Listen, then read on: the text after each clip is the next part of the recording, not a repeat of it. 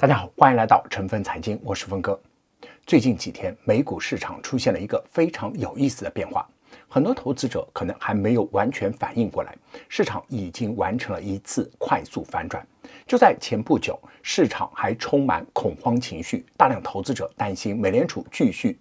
维持高利率，美国经济可能出现衰退，科技股估值过高，甚至有人开始讨论新一轮熊市是否已经到来。但是短短几个交易日之后，市场风向突然改变，标普500指数重新走强，纳斯达克指数强势反弹，半导体板块更是成为领涨核心。很多之前恐慌卖出的投资者突然发现一个问题，当市场真正便宜的时候，往往也是大家最害怕的时候，而当情绪重新恢复，股价已经离开低点。这就是资本市场永远存在的规律。不过，峰哥今天想提醒大家，现在市场虽然出现反弹，但并不意味着风险完全消失。接下来这一周，有一个数据非常关键，它可能决定美股下一阶段到底继续上涨，还是迎来新的震荡。这个数据就是美国7月份 CPI 通胀数据。为什么 CPI 如此重要？因为过去1年多，美股最大的逻辑其实围绕一个核心展开，那就是美联储什么时候降息。如果通胀继续下降，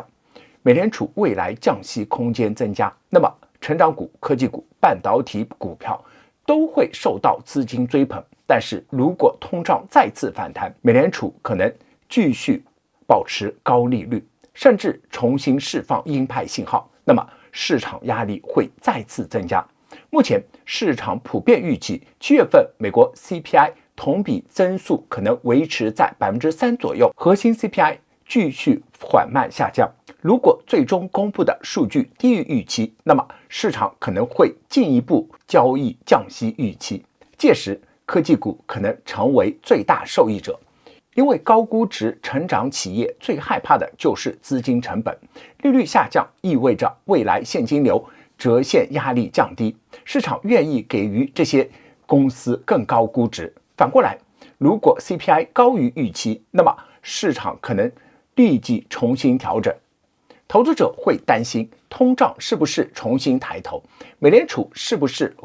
不会那么快降息，甚至未来是否再次收紧政策的可能。一旦这种预期出现，美国国债收益率可能快速上涨，而科技股通常会受到明显压力。除了 CPI 之外，市场还需要关注 PPI 生产者价格指数。很多散户容易忽略 PPI 的重要性，但是机构投资者非常关注，原因很简单， CPI 反映消费者面对的价格变化，而 PPI 反映企业生产端成本。如果企业生产成本持续上涨，那么未来这些压力很可能传导到消费者端，所以 PPI 某种程度上是未来通胀趋势的重要参考指标。如果 CPI 下降，但 PPI 重新上涨，市场可能会认为现在的通胀下降只是暂时现象，未来几个月物价压力可能再次回来。这也是为什么机构不会只看一个数据，而是观察整个通胀链条。除了通胀，美联储内部的态度变化同样值得关注。7月底，美联储会议维持利率不变，但是市场注意到委员会内部对于未来政策方向存在明显分歧，部分官员担心通胀风险，希望保持高利率；另一部分官员开始关注就业市场降温，希望政策不要过度紧缩。这种分歧实际上给市场带来了巨大的不确定性，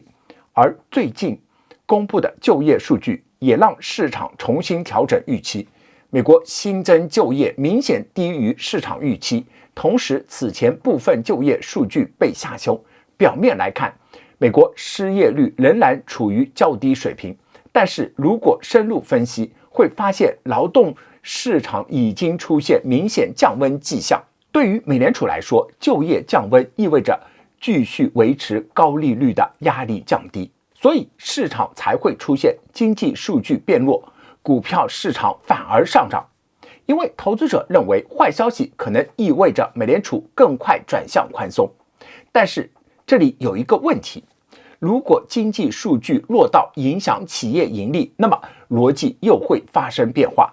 所以未来市场最重要的不只是看经济数据好不好，而是看数据是否处于一个平衡点，经济不会过热，通胀继续下降，同时企业盈利保持增长，这才是股市最喜欢的环境。目前来看，美股最大的支撑之一就是企业盈利。第二季度财报季已经证明，很多大型企业依然保持强劲增长，尤其是人工智能产业链，从云计算到芯片到数据中心基础设施 ，AI 投资仍然是市场关注焦点。很多投资者担心美股是不是涨太多了，估值是不是太贵了？但实际上，如果盈利增长速度超过股价上涨速度，那么估值压力并不会进一步扩大。这也是为什么最近市场上涨并不仅仅是情绪推动，资金正在重新评估美国企业未来几年的盈利能力。因为股市短期看情绪，中期看资金，长期最终还是看企业盈利。最近市场最大的变化就是资金风险偏好明显回升。在此前市场大幅调整的时候，不少投资者选择降低仓位，增加现金。但是随着市场快速反弹，越来越多资金重新开始进入风险资产，高收益债券基金、股票基金以及部分加密资产相关基金都出现资金流入增加的情况。这说明什么？说明市场并没有出现全面恐慌。相反，很多机构投资者正在认为，此前的下跌更像一次估值修正，而不是新一轮长期熊市开始。其中一个非常值得关注的信号，就是大型机构投资者开始重新布局优质资产。资本市场永远不是看一天两天的涨跌，而是看未来几年资金流向哪里。目前来看，人工智能、半导体、云计算、电力基础设施依然是全球资金关注的核心方向。但是峰哥也要提醒大家，现在市场已经不是前期闭眼买的阶段。为什么？因为经过这一轮快速反弹之后，很多股票已经回到了相对高位。短期来看，市场情绪正在快速升温，甚至一些市场情绪指标已经从极度恐慌快速转向乐观。这其实是一个需要注意的地方，因为股市最危险的时候往往不是大家恐惧的时候，真正需要警惕的是所有人重新相信市场只会上涨的时候。所以接下来投资策略非常重要，不要因为市场上涨就突然满仓追高，更不要因为错过底部反弹就在高位情绪化买入。真正成熟的投资者不是每一次都买在最低点，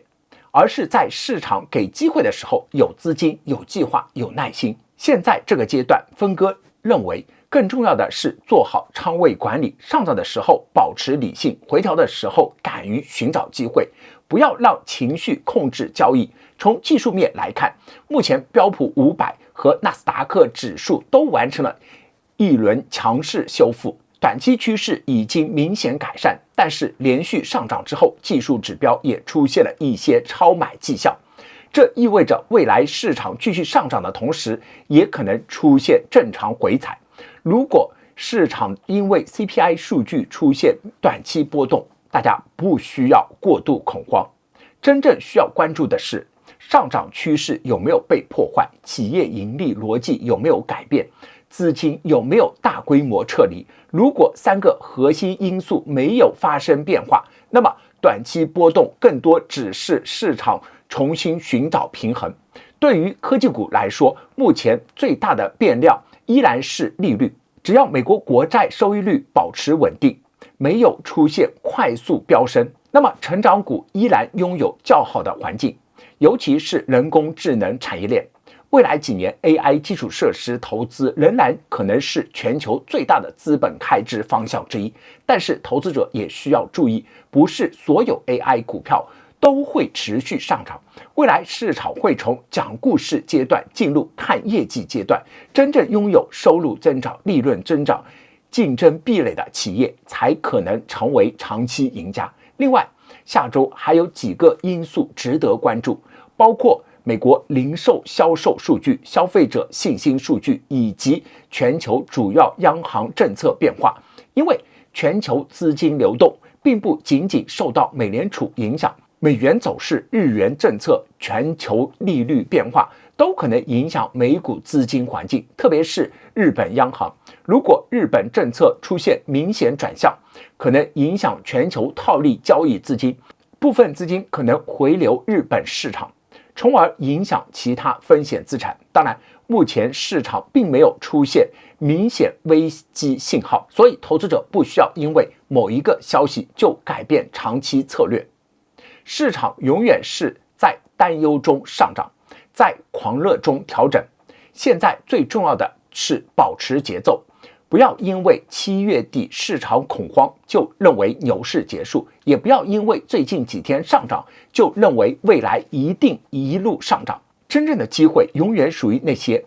能够控制风险并且保持耐心的人。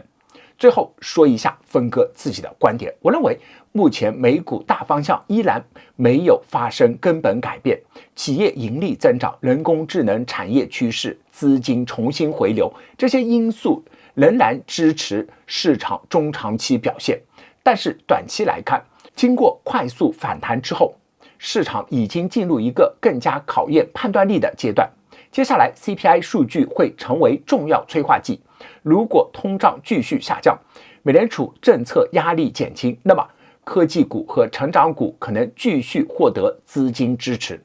如果通胀出现反复，那么市场可能需要经历一轮震荡消化。所以接下来投资者最重要的事情不是预测每一天涨跌，而是做好资产配置，保持核心仓位，同时保留现金等待机会。市场永远不会缺少机会，真正困难的是当机会出现的时候，你还有没有能力抓住？这就是峰哥对下一阶段市场的判断。股市有风险，投资需谨慎。感谢大家观看，我们下期视频再见。